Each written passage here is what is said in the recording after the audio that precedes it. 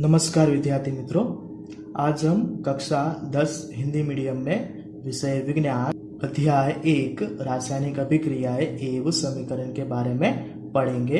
तो सबसे पहले हम देखेंगे कि इस अध्याय में हमको क्या सीखना है। तो उसमें पहला पॉइंट है कि रासायनिक समीकरण। उसमें हमको दो चीजें सीखनी है, रासायनिक समीकरण लिखना और दूसरा रासायनिक समीकरण को संतुलित करना। फिर दूसरा पॉइंट है रासायनिक अभिक्रिया के प्रकार। तो उसका पहला प्रकार है संयोजन अभिक्रिया, दूसरा है वियोजन अभिक्रिया, तीसरा है विस्थापन अभिक्रिया, चौथा है द्विविस्थापन अभिक्रिया और पांचवा है उपचयन एवं अपचयन। फिर तीसरा पॉइंट हम सीखेंगे कि दैनिक जीवन में उपचयन अभिक्रियाओं का प्रभाव। तो उसमें भी हमको दो चीजें सीखनी है, पहला संक्षारण और दूसरा विकृत गंधिता। अब रासायनिक अभिक्रियाएं को समझने से पहले हम अभिक्रिया के बारे में समझेंगे कि अभिक्रिया क्या है। तो अभिक्रिया की परिभाषा है कि ऐसी क्रिया या प्रणाली मतलब सिस्टम, जिससे कोई पदार्थ निर्माण होता हो या बनता हो तो उसे अभिक्रिया कहते हैं। मतलब कि ऐसी कोई क्रिया हो जिसमें कोई नए पदार्थ बनते हो तो उसको हम कहते हैं अभिक्रिया।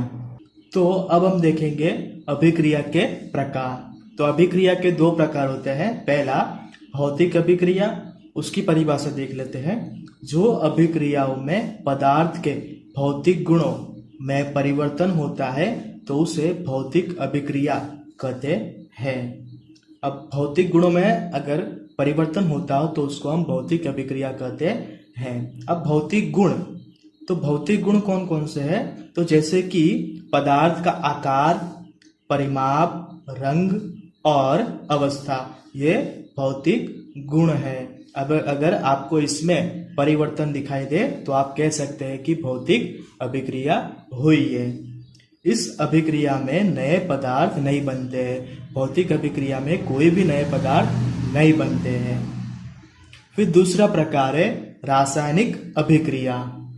तो उसकी परिभाषा देख लेते हैं कि जो अभिक्रिया में दो या दो से अधिक पदार्थ अभिक्रिया करके नए पदार्थ का निर्माण या नए पदार्थ बनाती है उसे रासायनिक अभिक्रिया कहते हैं। मतलब दो या दो से अधिक पदार्थ मिलकर अभिक्रिया करते हैं और नए पदार्थ बनाते हैं तो उसको हम कहते हैं रासायनिक अभिक्रिया। जैसे कि उदाहरण लेना हो तो हाइड्रोजन और ऑक्सीजन दो पदार्थ है, अब वो दोनों आपस में अभिक्रिया कर कर क्या बनाते हैं? जल बनाते हैं, H2O।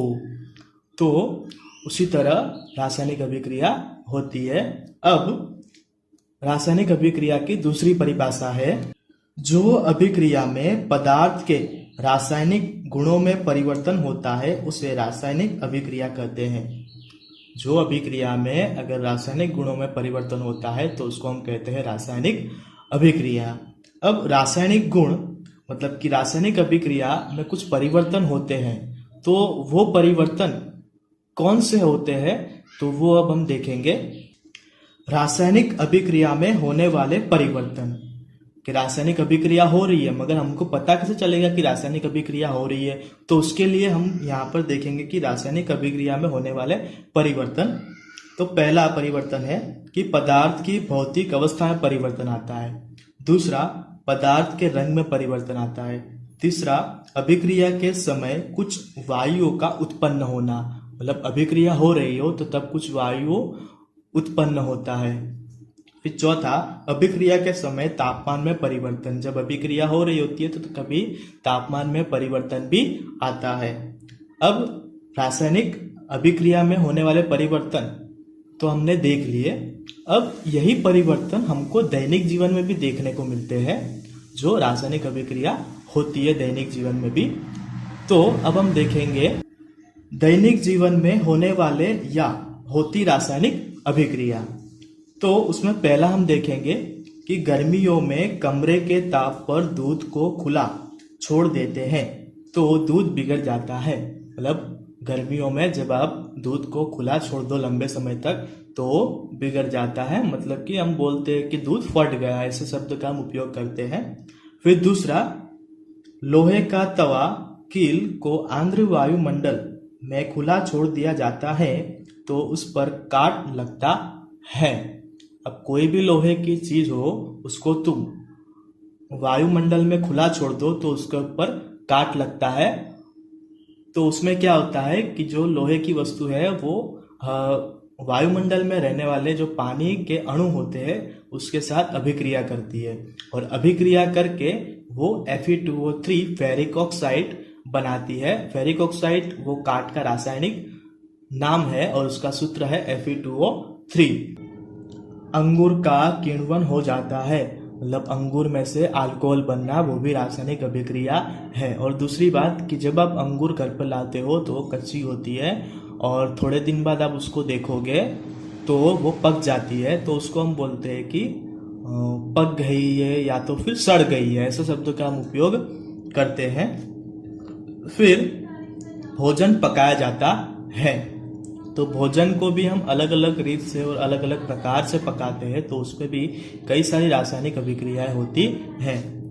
हमारा शरीर भोजन को पचा लेता है। अब जो कुछ भी खाना तुम खाते हो वो तुम्हारे मुख गुहा के जरिए अन्न नली में जाता है, और अन्न नली में से तुम्हारे पाचन तंत्र में जाता है, और पाचन तंत्र में जाकर वो ग्लूकोज में परिवर्तित हो जाता है, और वो ग्लूकोज तुम्हारे शरीर में जो कोष है वो कोष में रहने वाले ऑक्सीजन के साथ अभिक्रिया करता है, और अभिक्रिया करके कार्बन डाइऑक्साइड, पानी और ऊर्जा उत्पन्न करता है। तो वो भी रासायनिक अभिक्रिया है, पर वो लंबी और जटिल रासायनिक अभिक्रिया है।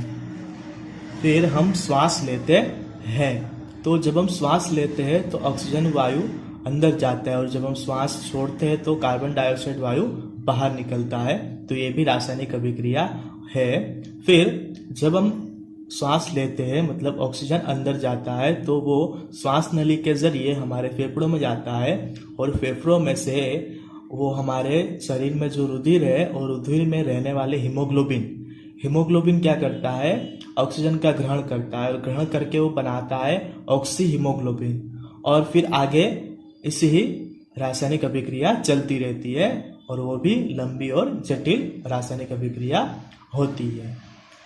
तो आज हमने सीखा कि रासायनिक अभिक्रिया उसके बारे में सीखा, उसमें क्या परिवर्तन होते हैं वो सीखा, दैनिक जीवन में होने वाले रासायनिक अभिक्रियाओं के बारे में भी हमने सीखा, और अभिक्रिया के प्रकार के बारे में भी हमने सीखा। अब नेक्स्ट वीडियो में हम रासायनिक अभिक्रिया क्रियाकलाप के जरिए समझेंगे। Thank you.